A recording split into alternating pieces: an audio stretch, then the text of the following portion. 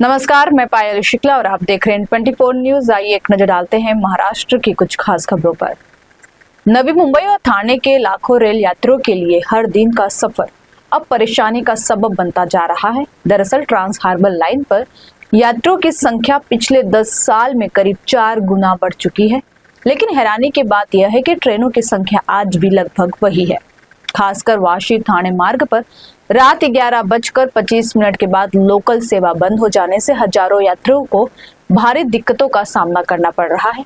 यात्रियों का कहना है कि नवी मुंबई, ऐरोली, घणसोली, कोपरखैरनेर और आसपास के इलाकों में आईटी कंपनियों, निजी कार्यालयों और व्यावसायिक गतिविधियों में भारी बढ़ोतरी हुई है। बड़ी संख्या में लोग देर रात तक काम करते हैं, लेकिन ट्रेन सेवा समय पर खत्म हो जाने से उन्हें भारी परेशानी का सामना करना पड़ता है।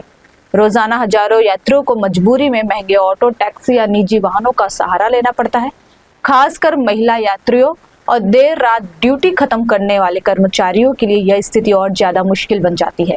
यात्रियों और व्यापारी संगठनों की मांग है कि वाशी से ठाणे की अंतिम लोकल सेवा को रात 12 बजे या फिर 12:30 तक बढ़ाया जाए, ताकि लोगों को सुरक्षित और सस्ती यात्रा सुविधा मिल सके। हालांकि अब यह मुद्दा सिर्फ स्थानीय मांग तक सीमित नहीं रहा, बल्कि राष्ट्रीय स्तर पर भी उठाया गया।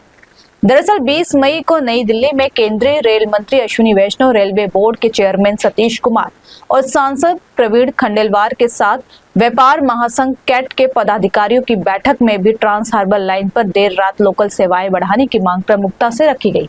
कैट के राष्ट्रीय मंत्री शंकर ठक्कर ने बताया कि रेल मंत्री के समक्ष मुंबई की लोकल सेवाओं की समस्याएं रखते हुए वाशी से ठाणे तक रात 12 बजे के बाद भी लोकल ट्रेन चलाने का आग्रह किया, जिस पर रेल मंत्री ने जल्द विचार का आश्वासन दिया।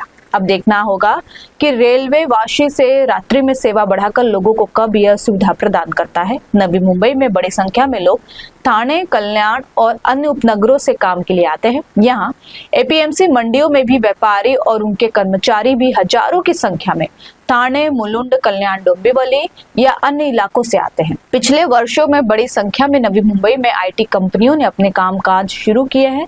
इनमें काम करने वाले खासकर महिला और युवा कर्मचारियों की भी बड़ी संख्या में नवी मुंबई की तरफ आवाजाही है। इन सब की सुविधा के लिए रेलवे मंत्री को तुरंत रेल रात तक चलाने की मंजूरी देनी चाहिए। अब देखना होगा कि रेलवे प्रशासन यात्रियों की इस लंबे समय से चली आ रही मांग पर कब तक फैसला लेता है, क्योंकि अगर जल्द समाधान नहीं निकला तो आने वाले दिनों में ट्रांस हार्बर लाइन पर भीड़ और अव्यवस्था और ज्यादा बढ़ सकती है।